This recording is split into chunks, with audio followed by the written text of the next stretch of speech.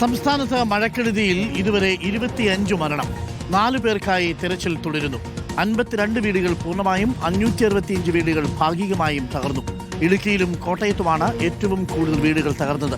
418 ദുരിതാശ്വാസ ക്യാമ്പുകളിലായി 18,434 പേരെ മാറ്റിപ്പാർപ്പിച്ചു. പത്തനംതിട്ട ജില്ലയിലാണ് ദുരന്തബാധിതർ ഏറ്റവും കൂടുതലുള്ളത്. സംസ്ഥാനത്ത് അതിതീവ്ര മഴ തുടരുമെന്ന് തന്നെയാണ് മുന്നറിയിപ്പ്.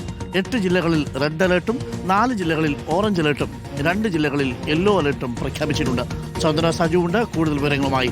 Chandra, good evening. ചന്ദ്ര, എന്താണ് ഏറ്റവും പുതിയ മുന്നറിയിപ്പ്? മഴ തുടരുമെന്ന് തന്നെയാണോ തീവ്രമഴ? അരുൺ, സംസ്ഥാനത്ത് മഴയുമായി ബന്ധപ്പെട്ട് നമ്മൾ കഴിഞ്ഞ ദിവസങ്ങളിൽ സ്വീകരിച്ചിരുന്ന ജാഗ്രത അത് അതേ തോതിൽ തന്നെ തുടരണം എന്നുള്ള കാര്യം തന്നെയാണ് കാലാവസ്ഥാ വകുപ്പ് വ്യക്തമാക്കുന്നത്. കഴിഞ്ഞ ദിവസങ്ങളിലൊക്കെ തന്നെ നമുക്കറിയാം ഇന്നലെയോട് കൂടിയൊക്കെ മഴ ഒന്ന് ശമിക്കും എന്നുള്ള ഒരു പ്രതീക്ഷയായിരുന്നു നമുക്കുണ്ടായിരുന്നത്. പക്ഷേ ആ പ്രതീക്ഷയൊക്കെ തെറ്റിച്ചുകൊണ്ട് പലയിടങ്ങളിലും, പ്രത്യേകിച്ച് മധ്യ കേരളത്തിലൊക്കെ തന്നെയാണെങ്കിലും വലിയ രീതിയിലുള്ള മഴ ഇപ്പോഴും തുടരുകയാണ് എന്നുള്ളതാണ്. ഇനിയിപ്പോൾ അലർട്ടുകളെ കുറിച്ച് പറയുകയാണെങ്കിൽ ഇന്നും അതുപോലെ തന്നെ വരുന്ന 3 ദിവസവും സംസ്ഥാനത്തെ എല്ലാ ജില്ലകളിലും മഴ മുന്നറിയിപ്പ് പ്രഖ്യാപിച്ചിട്ടുണ്ട്. ഇന്നിപ്പോൾ 8 ജില്ലകളിൽ റെഡ് അലർട്ട് നൽകിയിരിക്കുന്നു എന്നുള്ളതാണ് അരുൺ.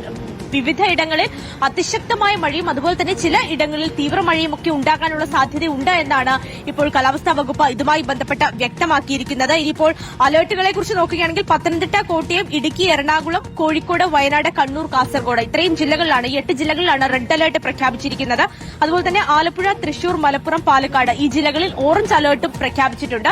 തിരുവനന്തപുരത്തും കൊല്ലത്തും കഴിഞ്ഞ ദിവസം നൽകിയതുപോലെ തന്നെ യെല്ലോ അലർട്ടാണ്. ഒറ്റപ്പെട്ട ശക്തമായ മഴയ്ക്കുള്ള സാധ്യത ഉണ്ട് എന്നുള്ള കാര്യമാണ് കാലാവസ്ഥാ വകുപ്പ് അറിയിച്ചിരിക്കുന്നത്. പക്ഷേ അരുൺ, ഇതിൽ ഏറ്റവും പ്രധാനപ്പെട്ട ഒരു കാര്യമെന്ന് പറയുന്നത് ഈ കഴിഞ്ഞ ഒരു 3-4 ദിവസം പെയ്ത മഴയിൽ മാത്രം സംസ്ഥാനത്ത് 25 പേർക്ക് ഈ മഴക്കെടുതിയിൽ മരണം സംഭവിച്ചു എന്നുള്ള കണക്കുകൾ കൂടി ഇന്ന് വൈകുന്നേരത്തോടു കൂടി പുറത്തു വരുന്നുണ്ട്. അത് മാത്രവുമല്ല 4 പേരെ ഇപ്പോഴും കാണാനില്ല. 4 പേർക്കായിട്ടുള്ള തിരച്ചിൽ തുടരുകയാണ്. അത് 2 പേര് നമുക്കറിയുന്നത് പോലെ തന്നെ തിരുവനന്തപുരത്ത് നിന്ന് മത്സ്യബന്ധനത്തിന് പോയി കാണാതായ ആളുകളാണ്. കൊല്ലത്ത് നിന്ന് മത്സ്യബന്ധനത്തിന് പോയ ഒരു മത്സ്യത്തൊഴിലാളിയെയും സമാന സ്ഥിതിയിൽ തന്നെ കണ്ടെത്താനുണ്ട്.